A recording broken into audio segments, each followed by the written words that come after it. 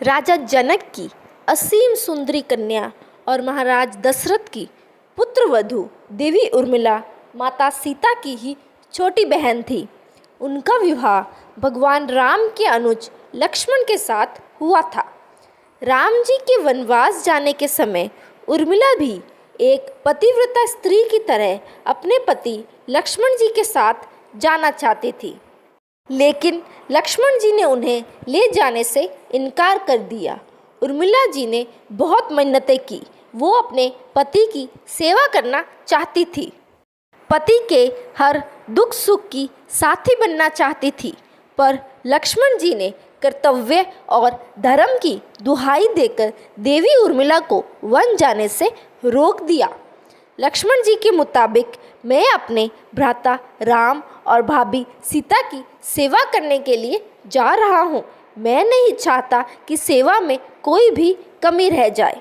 सबसे विकट क्षणों में भी उर्मिला आंसू न बहा सकी, क्योंकि उनके पति लक्ष्मण जी ने उनसे एक और वचन लिया कि वह कभी आंसू न बहाएगी, क्योंकि अगर वह अपने दुख में डूबी रहेगी तो परिजनों का ख्याल नहीं रख पाएगी। क्या यह कोई कल्पना कर सकता है कि अपने पति को 14 वर्षों के लिए अपने से दूर जाने देना और उसकी विदाई पर आंसू भी न बहाना किसी नवविवाहिता के लिए कितना कष्टकारी हो सकता है। कितना हृदय विदारक पल था जब परम पूजनीय महाराज दशरथ स्वर्ग सिधार गए, पर वचन के सम्मान रखने के लिए उर्मिला तब भी न रोई। पति के लिए पिता को किया इनकार महाराज जनक अपनी पुत्री को मायके अर्थात मिथिला ले जाना चाहते थे, ताकि माँ और सखियों के सानिध्य में उर्मिला का पति वियोग का दुख कुछ कम हो सके। परंतु उर्मिला ने मिथिला जाने से सादर इनकार कर दिया, यह कहते हुए कि अब पति के परिजनों के साथ रहना और दुख में उनका साथ न छोड़ना ही उसका धर्म है। 14 वर्षों तक सोती रही। बहुत से लोग इस बात से परिचित हैं कि अपने वनवास के दौरान भाई और भाभी की सेवा करने के लिए लक्ष्मण जी पूरे 14 साल तक नहीं सोए थे। उनके स्थान पर उनकी पत्नी उर्मिला दिन और रात सोती रही। लेकिन ये बात बहुत कम लोग जानते हैं कि रावण के बेटे मेघनाद को यह वरदान प्राप्त था कि जो इंसान 14 वर्षों तक ना सोया हो, केवल वही उसे मार सकता है। इसीलिए लक्ष्मण जी मेघनाद को मोक्ष दिलवाने में कामयाब हुए थे। रावण के अंत और 14 वर्ष के वनवास के पश्चात जब राम जी, सीता जी और लक्ष्मण जी वापस अयोध्या लौटे, तब वहाँ राम जी के राज तिलक के समय लक्ष्मण जी जोर जोर से हंसने लगे। सभी को यह बात बेहद आश्चर्यजनक लगी कि क्या लक्ष्मण जी किसी का मजाक उड़ा रहे हैं। जब लक्ष्मण जी से इस हंसी का कारण पूछा तो उन्होंने जो जवाब दिया कि ताउम्र उन्होंने इसी घड़ी का इंतज़ार किया है, लेकिन आज जब यह घड़ी आई है तो उन्हें निंद्रा देवी को दिया गया वो वचन पूरा करना होगा जो उन्होंने वनवास काल के दौरान 14 वर्ष के लिए उन्हें दिया था। लक्ष्मण जी ने नहीं देखा था भगवान राम जी का राज तिलक।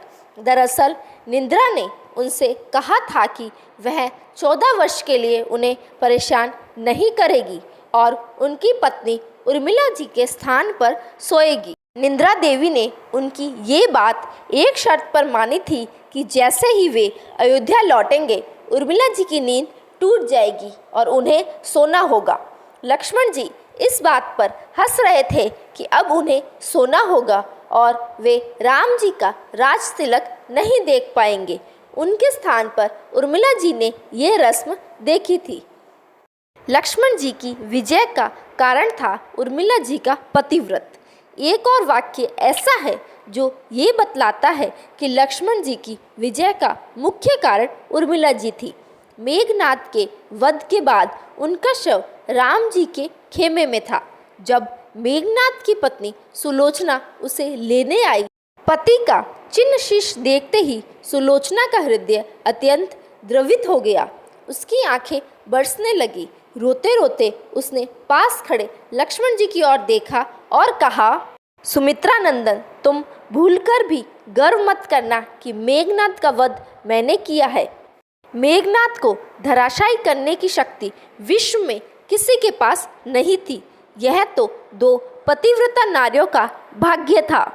अब आप सोच में पड़ गए होंगे कि निंद्रा देवी के प्रभाव में आकर अगर उर्मिला जी 14 साल तक सोती रही तो सास और अन्य परिजनों की सेवा करने का लक्ष्मण जी को किया वादा उन्होंने कैसे पूरा किया। तो उत्तर ये है कि सीता माता ने अपना एक वरदान उर्मिला जी को दे दिया था। उस वरदान के अनुसार उर्मिला जी एक साथ 3 कार्य कर सकती थी। ये थी उर्मिला जी की हृदय को छू देने वाली कहानी। उम्मीद है आप सभी को मेरी ये कथा पसंद आई। अगर आप सभी को वीडियो अच्छी लगी तो इसे लाइक करें और इस तरह की और वीडियोस के लिए चैनल को सब्सक्राइब करना बिल्कुल न भूलें। धन्यवाद।